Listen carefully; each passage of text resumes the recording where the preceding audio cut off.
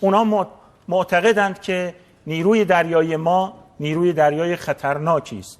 این البته یک واقعیت.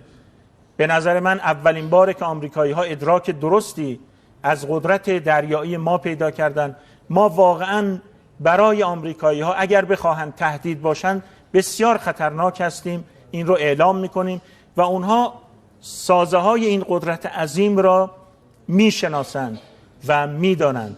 ما البته توسعه قدرت دریاییمون رو بر اساس غلبه بر نیروهای نظامی قدرت‌های بزرگی مثل آمریکا آرایش دادیم، گسترش دادیم، توسعه دادیم، چون ما غیر از آمریکا دشمن دیگری در این منطقه نداریم. کشورهای دیگر، دولت‌های دیگر دشمن ما نیستند، ما هم دشمن اونا نیستیم. البته ظرفیت دشمنی هم ندارن.